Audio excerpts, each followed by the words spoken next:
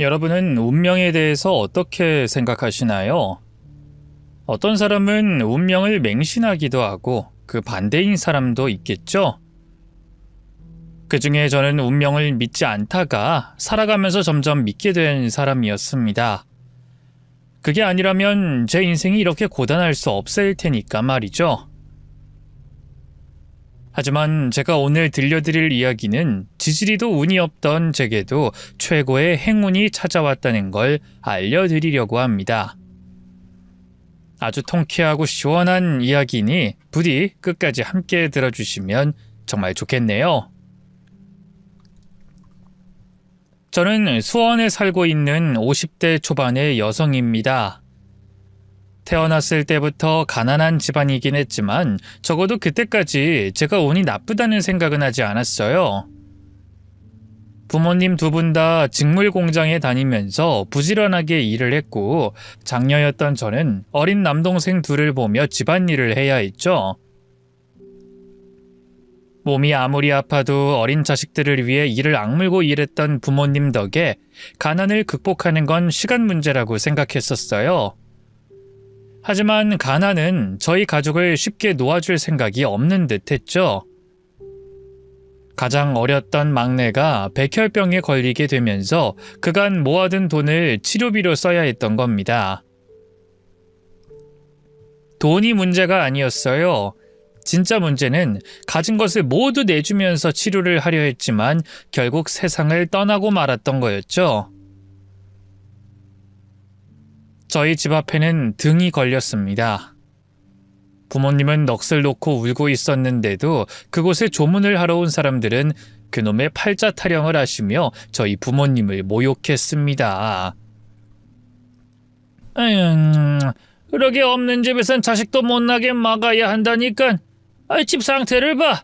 요즘에도 이런 집이 다 있나? 어린 게 제대로 치료를 못 받아서 이렇게 허무하게 죽은 거야. 그건 맞아. 죽은 막내 아들이 팔자가 사나운 거지. 하필이면 가난한데 금술만 좋은 부모라니. 줄줄이 셋이나 낳고 누구 팔자를 꼬려고 저러는 건지 이해가 안 된다니까. 팔자가 사나운 게 아니라 막내가 못 참고 떠난 거야. 오히려 운이 좋은 거라고 봐도 되지.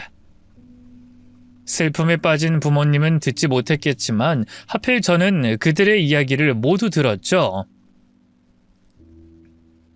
생각 같아서는 머리채를 모두 뜯어버리고 싶었지만 이를 악물고 참고 넘겼습니다.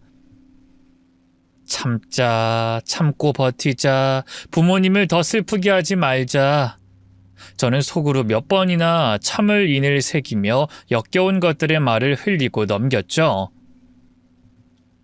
하지만 저희 집에 두 번째 등이 걸렸을 때는 저는 더는 참지 못했습니다.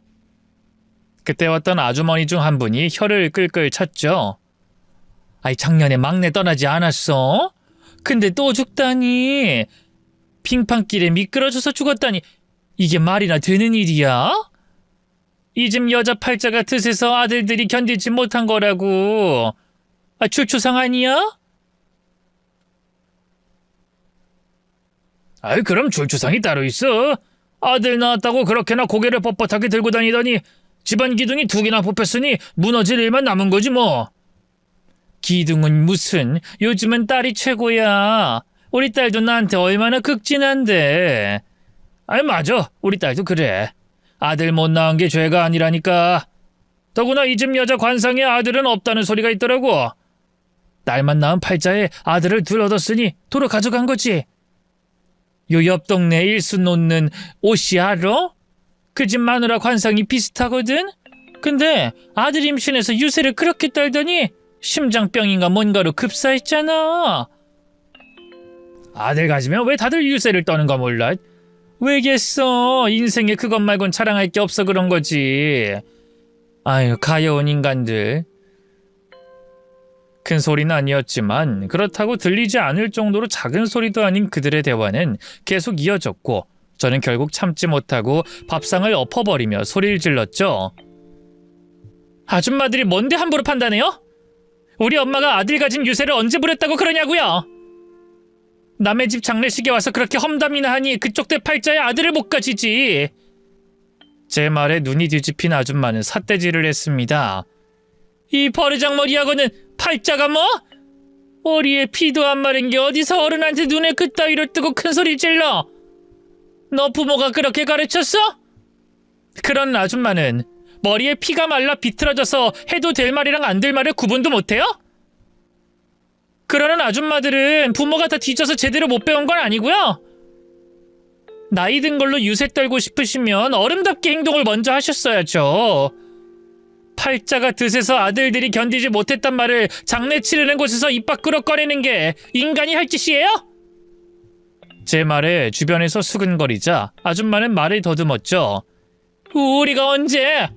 어디서 생사람을 잡어? 아줌마들은 알겠죠. 누가 생사람을 잡는지.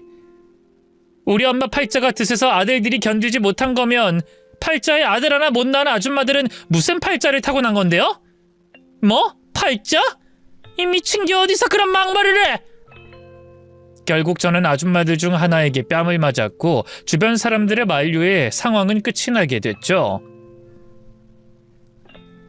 아줌마들은 다른 사람들에게 등 떠밀려 쫓겨나긴 했지만 상황이 좋진 않았습니다. 당시 제 나이가 14살이었는데 저 때문에 망신을 당했으니 이상한 소문을 퍼뜨리기 시작했죠. 동생들이 죽었는데 눈물 한 방울 흘리지 않았다는 이야기는 어느덧 와전이 되어 제가 웃는 걸 봤다는 식으로 퍼졌습니다. 심지어 빙판길에 미끄러진 게 아니라 제가 밀었다고까지 말하고 다녔고요.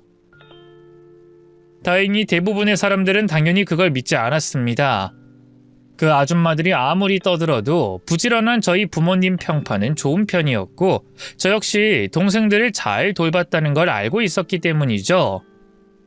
하지만 그로부터 3년 뒤 음주운전 차량이 길을 걷던 저희 부모님을 치었을 때는 상황이 바뀌고 말았습니다. 모든 게 제 책임이 되어버렸거든요. 다들 팔자라고 손가락질을 해도 저만은 그렇게 생각하지 않았죠. 그리고 살아야 했기에 누구보다 더 열심히 살았습니다. 진짜 팔자가 있다면 제대로 바꾸고 말겠다는 의지도 있었고요. 고등학교를 중퇴하고 양말 만드는 공장, 화장품 판매를 비롯해 과수원 농장에서도 3년이나 일을 했죠. 그러다가 제 나이 27살에 결혼을 하게 됐는데 남편은 식당에 야채나 계란을 납품하는 도매 일을 하는 사람이었습니다.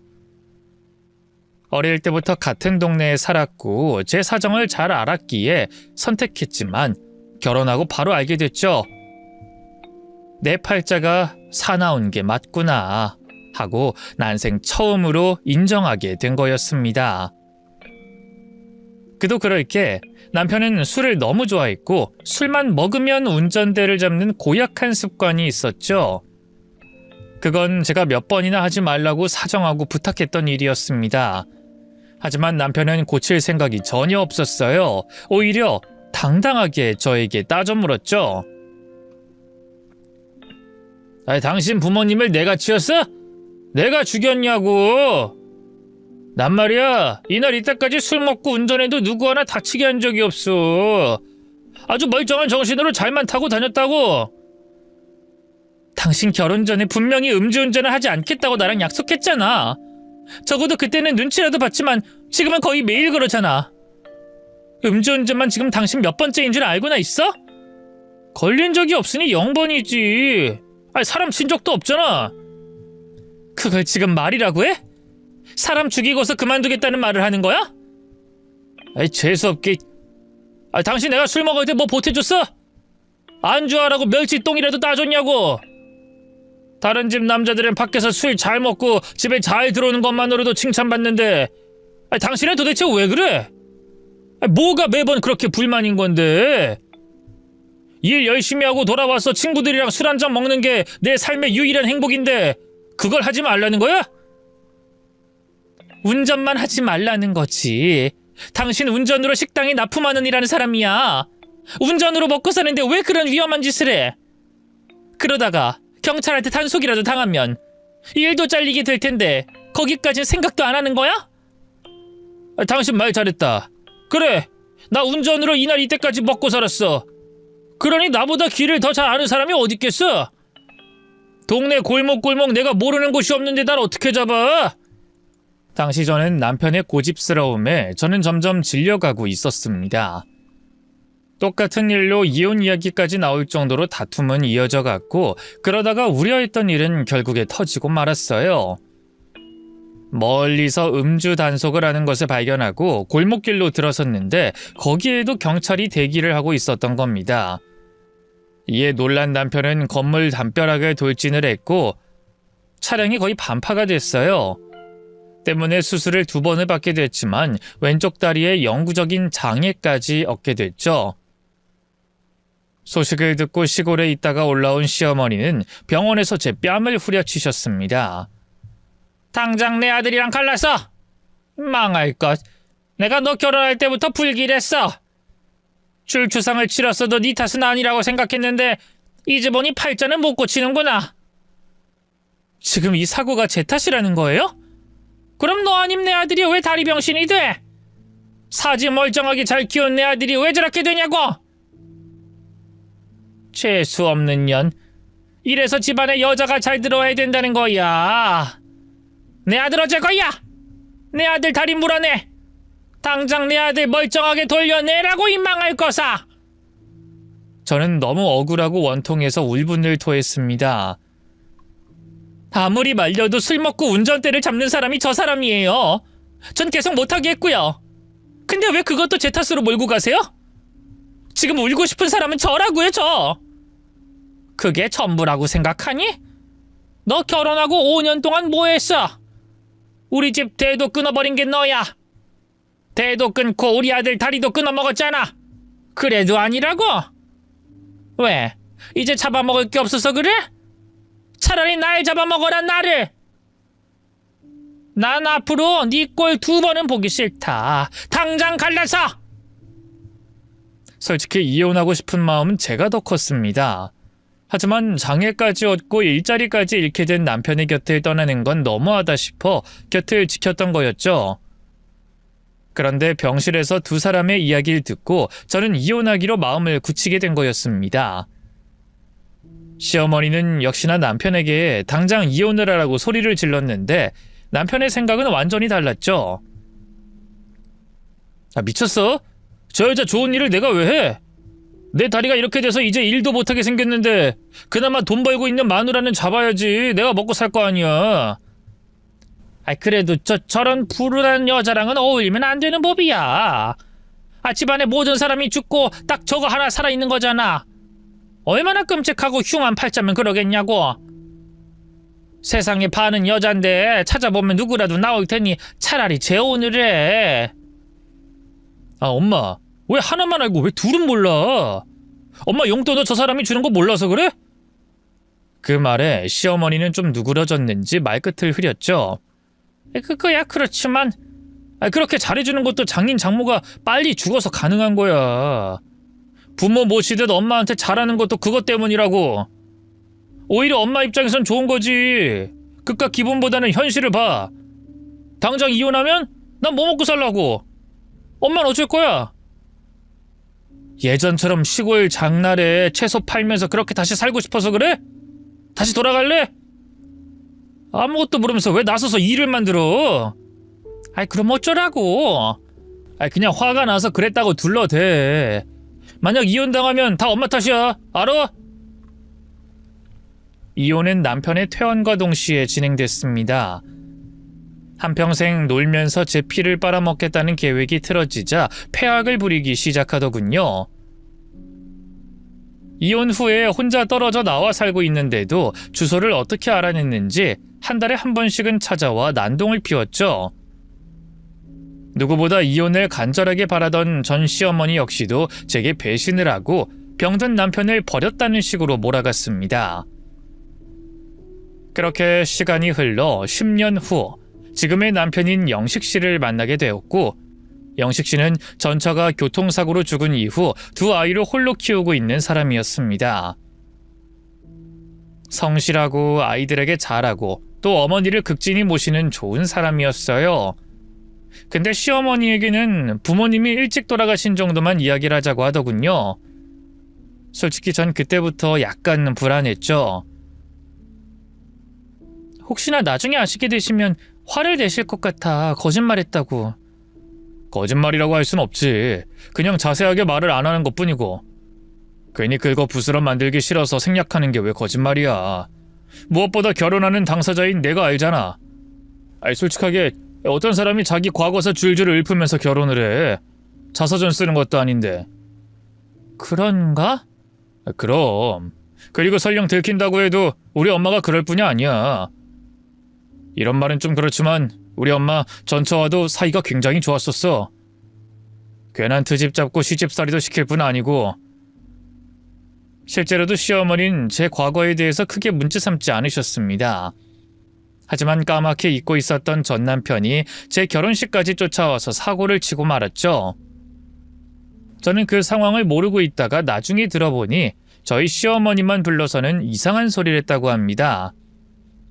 어린 남동생들이 제 기에 눌려서 급사하고 부모마저 못 버티고 한나라한시에 죽었던 거라고 말이죠.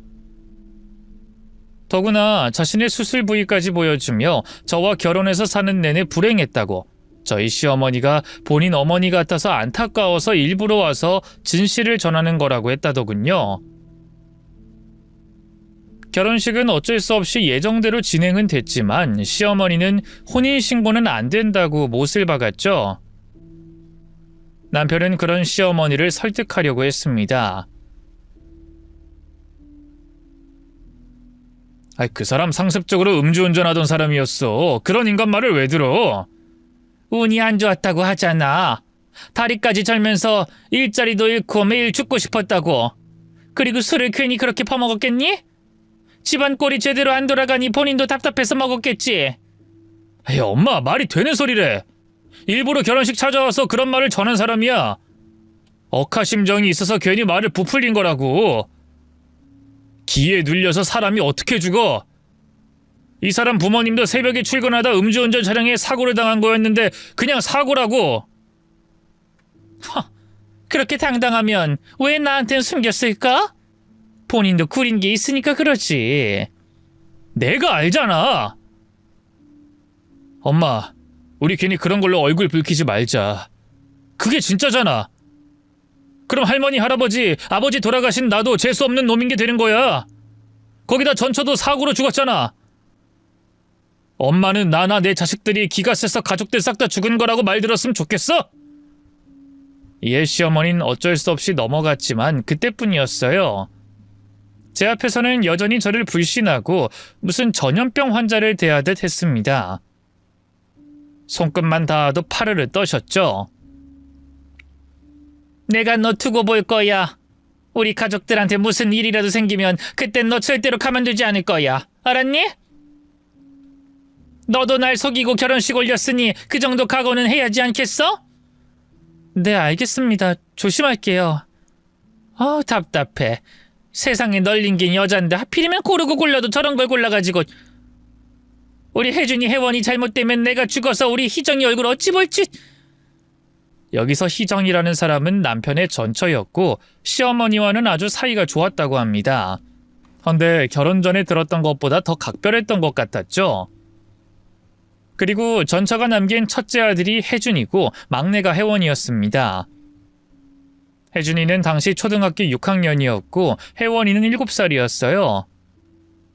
시어머니는 저희 집과 겨우 2블록 떨어진 곳에서 살면서 수시로 손주들을 보러 오셨고요. 하지만 정확히는 돌보는 게 아니라 저를 감시한다는 말이 어울렸습니다. 혜원이가 입은 옷을 여기저기 들춰보더니 이러시더군요. 혜원아, 저 아줌마가 널 때리거나 꼬집거나 혹은 혼내면 이 할미한테 꼭 말해야 한다? 알았지? 혜준이 너도 형이니까 동생 잘 보고 있어. 이 어린애가 뭘 알겠어? 넌 어른스럽고 똑똑하니 잘할 거 아니니? 그러니까 무슨 일 생기면 바로 연락하고, 알았니? 혜준이는 대꾸도 하지 않고 방으로 들어가 버렸죠. 그랬더니 화살은 또 제게 날아왔습니다. 넌 도대체 집안에 들어앉아서 애들을 어떻게 보는 거니? 넌 모르겠지만 혜준이 예전엔 안 그랬다. 애가 공부도 잘하고 얼마나 밝고 착했는데.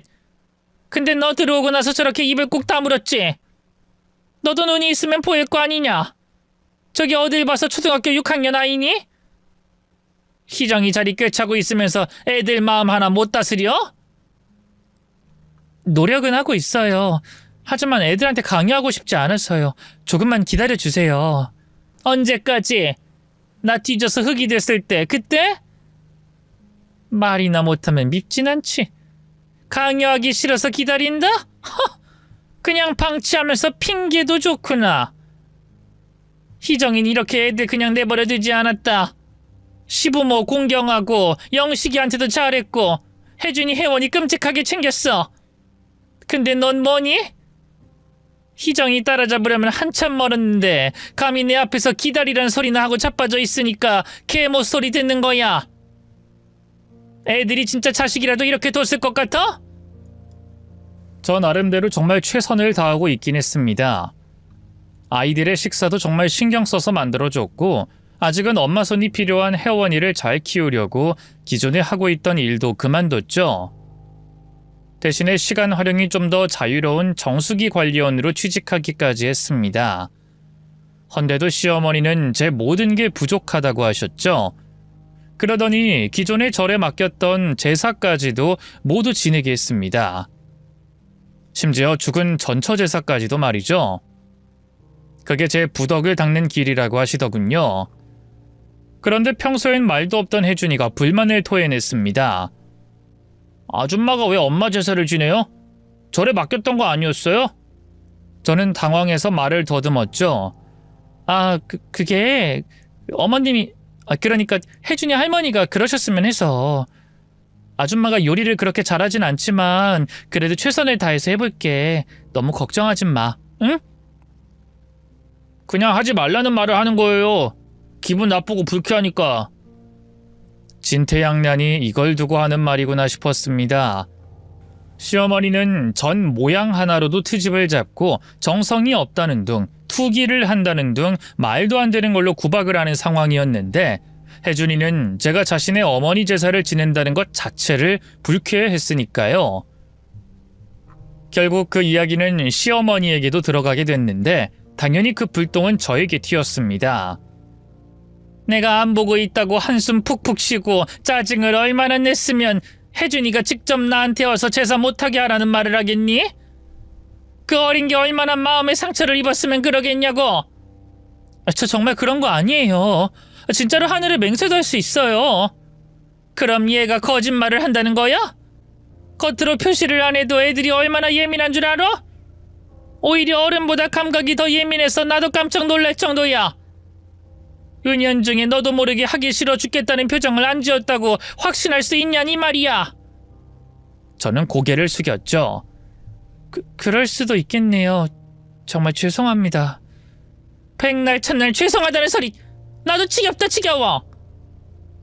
나 희정이 살아있을 땐 큰 소리 한 번 낸 적이 없었던 사람이야. 나 젊은 시절에 시집살이에 치가 떨려서 애한테 얼마나 잘했는지 알아? 차라리 내가 그때 희정이 따라서 죽었어야 했는데. 결국 시어머니의 의지대로 전처의 제사는 치러졌어요. 백화점까지 가서 사온 과일에 손수 하나씩 만든 음식, 생전 좋아했던 과자며 케이크까지 올린 화려한 제사상이었습니다. 해맑게 웃고 있는 영정사진 속 여자에게 그립다, 보고 싶다, 나도 데려가라며 통고까지 하셨고요. 제 욕을 어찌나 하는지 아무것도 모르는 남이 보면 제가 그 여자를 죽인 건가 하는 생각이 들 정도로 심했죠. 식당을 하고 있던 남편은 뒤늦게 그걸 알게 됐는데 차마 말리진 못했습니다. 대신 시어머니가 돌아가시고 함께 뒷정리를 해줬죠. 여보, 진짜 미안해. 절에 맡겼던 제사를 다시 가지고 올 줄은 전혀 몰랐는데 요즘 들어 왜 자꾸 저러시는지 모르겠네. 두 사람이 각별했다는 건 알지만 이 정도는 아니었거든. 괜찮아. 어머님은 괜찮은데 혜준이가 제사를 지내는 걸 싫어해. 남편은 씁쓸하게 웃었습니다. 혜준이도 그 사람이랑 사이가 좋았거든. 아무래도 그것 때문인 것 같아. 당신이 중간에서 입장이 난처했겠다. 내가 이 부분은 확실하게 말해볼게. 아니야. 괜히 또 어머님 기분만 상하게 만들 거야. 고작 1년에 한 번이잖아. 면목이 없다. 그럼 내가 다음엔 도울게. 내가 옆에 있으면 그렇게 심하게 하진 않으실 거야. 앞으로는 문제 있으면 꼭 나한테 말하고, 알았지? 결혼 생활이 힘들지 않았다고 하면 거짓말일 겁니다. 듣기만 해도 너무나 완벽한 전철을 저는 이길 수 없을 것 같았고 저 스스로도 잘하고 있다는 생각도 들지 않았으니까요. 그럼에도 제가 잘 버틸 수 있었던 것은 남편과 아이들 덕분이었습니다. 특히나 혜원이는 어릴 때부터 제가 돌봐왔기에 어느 순간부터 저에게 엄마라고 불러줬어요. 아마 그래서 제가 지치지 않고 더 노력할 수 있었던 것 같아요. 비록 혜준이와의 사이는 이전과 크게 달라지진 않았지만 속이 깊은 아이라는 건 느껴졌기에 포기는 하지 않았습니다. 혜준아, 아줌마가 들어보니 요즘엔 학원에 기본적으로 다닌다고 그러던데 혹시 다니고 싶은 학원이나 하고 싶은 건 없니? 혜준이는 제 말에 비아냥거렸죠. 왜요? 돌보기 귀찮아서요? 학원 뺑뺑이라도 돌리고 싶으세요? 아니, 원하지 않으면 보내지 않을 거야. 안 좋게 들렸다면 미안해. 그 아줌마는 아이를 낳은 적이 없어서 잘 모르거든. 하지만 절대로 그런 의미는 아니었어. 저희 집 그렇게 여유롭지 못해요. 아빠가 벌어오는 돈도 불안정해서 다녔다가 말았다가 하는 거면 차라리 안 가는 게 나을 거라고 생각하고요. 아줌마도 벌어. 그렇게 많이 벌진 못해도 대신 안정적인 수입이 있어. 그러니까 원하는 곳이 있다면 말만 해. 절대로 도중에 못 간다는 말은 안 할 거야. 물론 이것도 혜준이가 원할 때 그만둬도 괜찮고. 어때? 혜준이는 눈을 아래로 깔고 생각을 하는 것 같더니 이내 입을 열었습니다. 친구들이랑 같은 학원 다니고 싶긴 해요. 그래도 될까요? 그럼 당연하지. 그때 저는 침착하게 대꾸했지만 기쁨의 소리라도 지르고 싶었어요. 거의 처음으로 대화다운 대화를 했던 거였죠. 또 제게 뭔가 원하는 걸 이야기한 것도 처음이었습니다. 그래서 바로 그날 남편에게 그 기쁜 소식을 전했는데 남편은 의외라는 반응이었어요. 혜준이가 학원을? 참 신기하네. 나한테는 학원 같은 거 다니기 싫다고 했거든. 걔가 속이 깊어서 당신 부담스러울까봐 말을 안 한 것 같더라고. 뭐? 그건 아닐 거야. 초등학교 땐 내가 학원을 꽤 많이 보냈거든. 뭐 태권도, 피아노, 수학, 영어. 실은 전처가 애들 공부에 좀 진심이었거든. 그래서 나도 그땐 무리해서 보냈고. 그때 진짜 입에 풀칠하는 것도 힘들었어. 혜원이를 늦게 가진 것도 그것 때문이었지. 그래? 근데 왜... 혜준이가 학원을 싫어했어. 학원 다니다가 계속 그만뒀고. 뭐 지금이야 조건만 맞으면 환불이 되지만 그땐 그런 게 어딨어. 환불도 되지 않는데 일주일 다니다가 그만두고 3일 다니다가 그만두고. 그래서 어릴 때 나한테 혼도 엄청 많이 났었어. 양심이 있는지 그 다음엔 학원 다닌다는 말도 안 꺼내더라고. 두고 봐. 이번에도 또 다니다가 싫다고 때려치울 거야. 하지만 남편의 예상은 빗나갔어요. 혜준이는 학원을 한 번도 빠뜨리지 않고 열심히 다녔습니다. 심지어 성적도 이전보다 훨씬 좋아졌고 저 역시도 기분이 날아갈 것 같았죠. 무엇보다 학원에 다녀오겠다는 혜준이에게 용돈을 주는 것도 행복했습니다. 힘들게 번 돈이었지만 이럴 때를 위해서 돈을 번다는 생각이 들 정도였죠. 그렇게 저는 느리지만 천천히 아이들의 엄마가 되어가고 있었습니다. 하지만 그 무렵에 갑작스럽게 코로나가 터졌고 남편의 가게가 어려워지기 시작하더군요. 초반엔 여름이 되면 괜찮아질 거다. 겨울이면 바이러스가 박멸될 거다 하면서 버티자고 생각했지만 아시다시피 꽤 오래 진행됐던 겁니다. 이에 남편은 절망했고 대출까지 받아가며 겨우 사업을 이어갔죠. 우리 가게 옆에 있던 국수집 사장님 결국 폐업했어. 잘 버티는 것 같더니. 요즘 그런 소식이 많이 들리네. 나도 예약이 없어서 일을 거의 못 나가고 있는데 걱정이야. 너무 무리하지 마. 학원 수업도 부담스러우면 잠깐이라도 끊던가. 아니야, 그건 내가 알아서 할게. 학원에서 별다른 공지가 없고 무슨 칸막이 설치하고 한다니까 위험하지 않으면 학원 보낼 거야. 그리고 일자리 또 알아보고 있어. 예약 없다고 그냥 놀고만 있진 않으려고. 마트에서 일할 생각이야. 요즘 당신이 생활비에 엄마 용돈도 다 챙기잖아. 어쩌려고 그렇게 무리를 해? 무리 아니야. 이 정도는 운동도 되고 좋아. 그러니까 당신은 최대한 버텨. 알았지? 하지만 버틴다고 버틸 수 있는 문제가 아니었습니다. 코로나는 점점 장기화가 되고 있었고 사람들은 지갑을 닫기 시작했거든요. 그래서 장사가 되지 않아 남는 식재료를 전부 버리는 지경까지 되자 차라리 폐업하는 게 훨씬 이득이 됐죠. 그런데 남편이 폐업을 하겠다는 이야기가 나오자 시어머니는 기다렸다는 듯 제게 책임을 떠넘기셨어요. 내가 이럴 줄 알았어. 집안에 여자를 잘못 들여서 이 화가 너한테 온 거야. 남편은 어이가 없어서 한숨을 쉬었죠. 엄마 진짜 왜 그래? 왜? 뭐 아예 코로나를 이 사람이 만들었다고 하지? 솔직히 이 사람 없었으면 우리 가게 2년 동안 이렇게 못 버텼어. 혼자서 여기저기 다니면서 돈 벌어서 생활비도 냈고 엄마 용돈까지 이 사람 주머니에서 나온 거라고. 몰라서 그래? 그럼 내가 지금 고마워하라는 거야? 아이고 고마워 죽겠다. 됐어. 엄마! 제발 그러지 좀 마. 너야말로 그만 좀 해라. 쟤는 그냥 여기저기 잡다한 일 여러 개 하고 다니면서 없는 생색 있는 생색 다 내고 다니는 것뿐이야. 희정이었으면 절대로 안 그래. 걘 친정도 잘 살고 너 어려우면 당장 목돈도 마련해 줬을 거라고. 아니야? 이미 떠난 사람 이야기를 왜 자꾸 해? 제가 자꾸 하게 만들잖아. 나라고 뭐 이야기하고 싶어서 입이 근질거려 하는 줄 알아? 어디 하나 희정이보다 나은 부분이 없는데 어쩌라는 거니?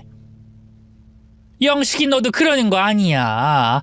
재혼해서 당장 잘 보이고 싶은 마음 모르는 바 아니다만 혜준이 혜원이 친엄마이기도 한데 전처 이러는 거 꼴 보기 싫다. 재혼할 때 그 정도 각오도 안 하는 게 이상하지. 도대체 언제까지 그럴 건데? 지금 몇 년 동안 이러고 있는 거잖아. 시어머니는 그 말에 어깨를 으쓱했죠. 내가 하고 말고는 네 안사람 하기에 달린 거란 건 왜 몰라? 너도 몇 년 동안 내가 이러는 게 이상하지 않니? 그 말이 뭘 뜻하겠어? 너도 알다시피 희정이 있을 때 내가 한 번이라도 이런 적이 있어? 그저 고운 우리 며느리, 내 딸 같은 며느리 하면서 귀하게 여겼다. 근데 지금은 안 그런다면 분명 누군가에게 문제가 있다는 생각은 안 들어? 마치 모든 문제는 저에게서 시작한다는 그 의미심장한 말에 남편의 말문은 막혔습니다. 실제로도 이전에 없던 문제가 지속되니 그 사람도 지쳐가고 있는 듯 했죠. 그러더니 하루는 날 잡아서 제게 진지하게 물어보더군요. 당신 애들 학원 보내는 거 뺑뺑이 돌리려고 그러는 거야? 이렇게까지 무리하는 거 보면 엄마 말이 틀린 건 아닌 것 같은데 정말 그래? 그게 무슨 말이야?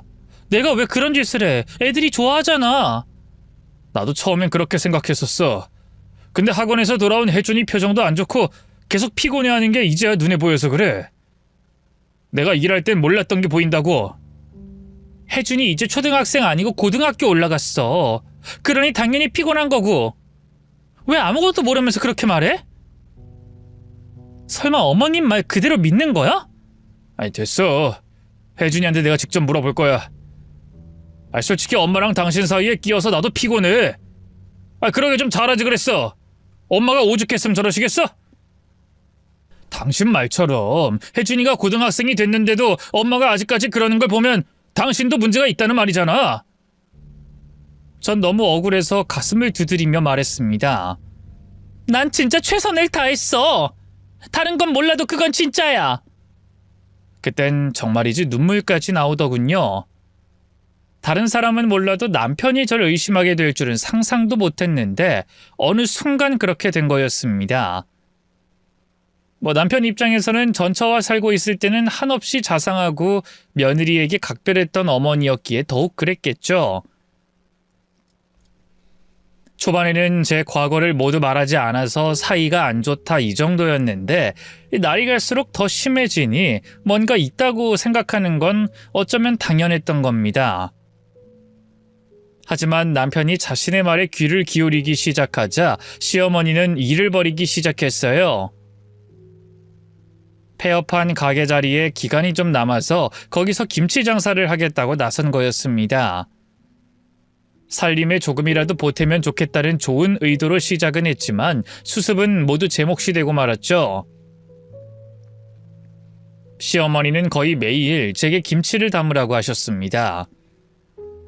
오늘도 김장한다. 배추 미리 주문해놨으니까 그거 받아서 바로 다듬어서 절여놔라. 몇 폭이요? 50폭이 할만하지? 대신 종류를 좀 많이 할 생각이야. 내가 파김치랑 갓김치 만들 테니까 넌 시장 가서 알타리 주문해서 씻고 다듬어놔. 마트에서 사면 비싸니까 시장 돌면서 제일 저렴한 걸로 사고, 알았니? 영수증 꼭 챙겨와. 아니 근데 저 일하러 나가야 되는데요. 평일엔 마트에서 일하고 있고 이번 주말엔 예약이 잡혀서 정수기 관리하러 또 나가봐야 하거든요. 누가 오전에 하라고 했니? 퇴근하고 해. 어디서 일 핑계를. 영식이도 늦은 나이에 기술 배운다고 친구 밑에서 힘들게 일하고 있는데 고작 마트에서 일하고 정수기나 씻어주는 일하는 주제에 그것도 일이라고 지금 유세를 떨어? 그럼 다 늙은 내가 배추절이니? 지금 거의 일주일 넘게 계속하고 있잖아요. 저 요즘 잠도 거의 못 자고. 그러는 나는? 난 속편해서 두 벌 뻗고 잠이라도 자는 줄 알아? 월세는 그대로 나가고 있는데 그 자리를 놀릴 이유가 뭐가 있어? 가족이 힘들면 다 같이 나서는 거지. 그깟 잠 못 잔다고 쉽게 죽지도 않으니까 참말 말고 해. 양심이 있어야지. 지금 내 아들이 잘하던 가게 접고 이렇게 떠도는 게 누구 때문인데? 너야 너! 시어머니가 그러는 게 한두 번도 아니었지만 그때는 유난히 몸 상태가 좋지 않았습니다. 무엇보다 남편도 저를 의심하니 정신적으로도 스트레스가 심했죠. 아무리 노력해도 그 끝이 보이지 않는 느낌이랄까요? 결국 저는 또다시 퇴근 후에 시장에서 각종 재료들과 알타리를 사왔습니다. 그런데 한참 배추를 다듬고 있을 때 극심한 복통을 느꼈죠. 엄마 괜찮아? 어디 아파? 제가 끙끙거리는 소리에 숙제를 하다 나온 것은 막내 혜원이었습니다. 엄마 괜찮아. 엄마 지금 머리에서 열도 나. 핏기도 하나도 없고 얼른 병원 가자. 어? 뱃속이 뒤틀리는 것 같은 느낌에 전 결국 혜원이를 데리고 응급실로 향했어요. 그리고 다행히 큰 문제가 아니라 스트레스성 위경련이라는 걸 알게 됐죠. 제산제와 위장관 운동조절제 등을 처방받았죠. 제산제는 위산을 중화시켜 경련과 관련된 통증을 완화하고 위장관 운동조절제는 위 근육의 과도한 수축을 완화해 경련을 줄이는 데 도움을 준다고 하더군요. 그런데 집에 도착하자 시어머니가 먼저 집에 와 있었습니다. 양념을 만들 재료를 거실에 깔아두고는 잔뜩 화난 표정으로 소리를 질렀어요. 어딜 그렇게 싸돌아다녀? 내가 많은 거 부탁했어? 딱 50포기만 해놓으라고 했는데 그걸 안 하고 집안일 이꼴을 하고 이 시간에 끼어들어와? 저는 다시 뒤틀릴 것 같은 배를 잡고 힘겹게 말했죠. 제가 위경련이 갑자기 와서 응급실에 좀 다녀왔어요. 혜원이도 같이 갔고요. 아주 핑계가 좋다. 놀고 싶어서 몸이 근질근질하지. 위경련? 인연이 누구를 알로 보나? 내가 그런 거짓부렁에 속아 넘어갈 것 같아? 이제 바쁘다는 핑계로 안 되니까 내 귀한 손주까지 끌고 다니면서 생쇼를 하는구나. 이젠 나도 한계야. 어머님 진짜예요. 약도 처방받았어요. 이거 보시면. 그거야 아프다고 대굴대굴 구르면 누구라도 주는 거지. 위경련 좋아하네. 일하기도 싫고 시애미 말도 듣기 싫으니 스트레스다 뭐다 이러고 싶어서 그러는 거잖아. 진짜로 아니에요. 믿어주세요. 시끄럽다. 너 나가. 이전엔 우리 영식이가 하도 널 감싸고 돌아서 차마 내치진 못했지만 이젠 아니다. 걔는 이제 내 말을 더 들어. 나처럼 좋은 시애미가 이렇게 된 것엔 네 책임이 분명하다고 그렇게 생각한단 말이야. 그러니 이번엔 그냥은 못 넘어간다. 나가! 시어머니는 제 손을 잡고 있던 혜원을 빼앗듯이 데리고 가더니 제 등을 밀어서 현관 밖으로 쫓아내버렸습니다. 그리고는 동시에 문을 이중으로 걸어버리더군요. 저는 문을 두드리면서 잘못했다고 열어달라고 소리를 쳤지만 아무 반응도 없었습니다. 결국 저는 너무 서러워서 쭈그려 앉아 눈물을 터뜨렸죠. 진짜 이게 타고난 팔자일지도 모른다는 비관적인 생각까지 들면서 모든 걸 포기하려던 순간이었습니다. 누군가 제 어깨를 툭툭 쳤죠. 아줌마, 혜준이었어요. 목소리에 놀라서 저는 고개도 못 들고 있었습니다. 그리고 아무렇지 않은 척 애써 괜찮은 목소리를 냈어요. 혜준이, 너 학원 끝나는 시간이었구나. 아줌마가 잠깐 어지러워서 여기 있었어. 이 추운 날에요? 어지러우면 집에 들어가야죠. 설마 또 할머니 와 있어요? 좀 이따 들어가려고. 근데 왜 고개를 안 들어요? 왜 눈도 안 마주치냐고요? 그게 얼굴이 엉망이라. 평소라면 그냥 지나쳐서 들어갔어야 할 아이였는데 한참을 제 앞에 서 있었습니다. 저는 쪼그려 앉은 상태로 고개를 무릎에 파묻고 움직이지도 못했죠. 고개를 들면 울었던 게 보일 것이라 필사적으로 가리고 있었던 겁니다. 헌데 혜준이가 억지로 절 일으키더니 고개를 들게 했어요. 벌써 고등학생이었기에 저는 제대로 반항도 하지 못했죠. 아줌마 울었어요? 아니 그게... 혜준이는 제 말을 듣지도 않고 문을 열려고 했습니다. 하지만 문은 이중으로 잠금이 걸려 있는 상태였기에 그걸 확인하니 표정이 굳어지더군요. 결국 큰 소리로 할머니를 부르고서야 문이 약간 열렸죠. 그런데 문이 열리는 동시에 혜준이는 제 손을 잡고 안으로 들어갔어요. 시어머니는 너무 갑작스러워서 뒤로 물러났지만 제 한쪽 팔을 잡았습니다. 여기가 어디라고 도로 기어들어와! 넌 나가라고 했잖아! 나가! 그러자 혜준이는 등에 메고 있던 책가방을 패대기 치며 소리를 질렀죠. 할머니나 나가! 지금 이 집안에 분란 일으키는 건 할머니뿐이야! 그니까 가라고! 얘 좀 봐라. 혜준이 너 설마 아줌마가 그러라고 시켰어? 아니니까 제발 좀 그만하라고! 도대체 왜 아줌마한테 그렇게까지 하는 건데? 시어머니는 입을 떡 벌리고 상황을 인지하려는 듯 눈을 굴렸습니다. 아, 그거구나. 전현이 너랑 내 사이를 이간질한 거야. 그렇지? 이때 현관문이 또 열렸고 상황을 아무것도 모르는 제 남편이 들어왔죠. 뭐야? 분위기가 왜 이래? 싸웠어? 시어머니는 이때다 싶어서 남편의 뒤로 가서 우는 소리를 했습니다. 아이고, 저것이 기어이 우리 집을 박살을 내는구나. 동생 잡아먹고 부모까지 죽게 만들고 전 남편 다리병신 만든 것도 모자라서 이제 나랑 손주들 사이까지 이간질했어. 미친년. 저게 혜준이랑 혜원이를 이용해서 나를 쫓아내려고 했어. 그래, 늙은 내가 죽어야지. 내가 이런 취급당하곤 못 산다. 콱 혀 깨물고 죽어버릴란다. 아이 엄마, 도대체 무슨 말이야? 정확하게 말을 해. 혜준이가 나더러 나가란다. 저게 혜준이한테 시킨 거라고. 남편은 그 말에 표정이 굳어져 혜준이 앞에 섰죠. 할머니 말이 사실이야? 너 할머니한테 나가라고 했어? 나가라고 했어. 왜? 너 이 자식! 어른한테 그런 말 하라고 누가 가르쳤어? 진짜 아줌마가 그러라고 했어? 혜준이는 어이가 없다는 듯 웃었습니다.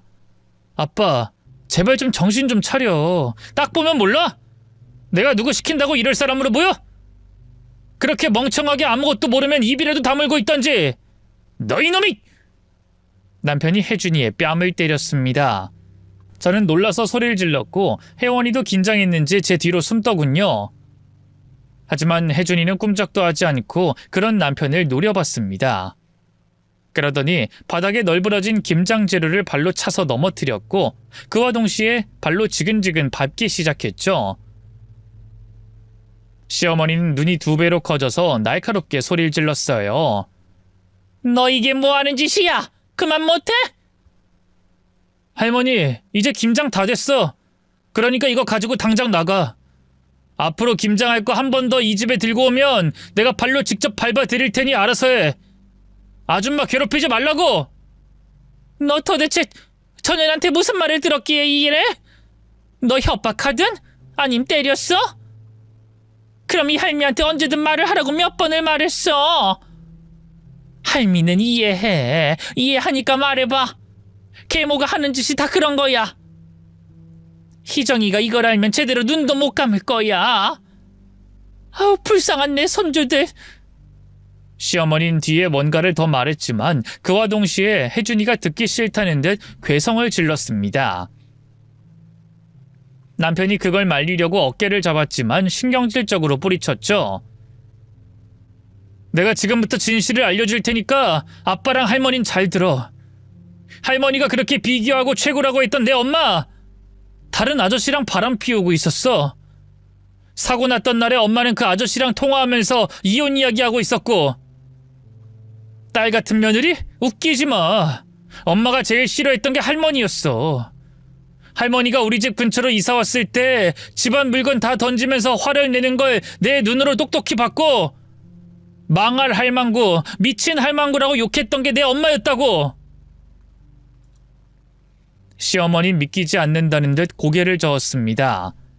희정이가 그럴 애가 아닌데 어디서 거짓말을 해? 그리고 너 그때 어려서 아무것도 몰랐을 거고. 바람? 걔가 우리 영식이라면 껌뻑 넘어갈 정도였는데 무슨 소리라는 거야? 할머니는 참 모든 게 다 편하다. 아줌마 구박할 땐 애들 눈은 못 속인다. 애들 촉이 좋다. 그리고 내가 또래 애들이랑 다르다는 말 늘 했잖아. 근데 분리할 땐 어린애였다? 그땐 이해 못했던 말 난 자라면서 점점 더 이해했고 확신이 섰어. 정 못 믿겠으면 엄마 옛날 휴대폰이라도 뒤져보고 아니라고 말을 하든가. 사랑한다, 보고 싶다는 말 엄청 했으니까. 착각이겠지? 너희 아빠한테 했을 수도 있고. 새벽에 아빠는 자고 있는데 아빠한테 그런 말을 해? 사고 난 날에도 그 아저씨랑 통화했었어.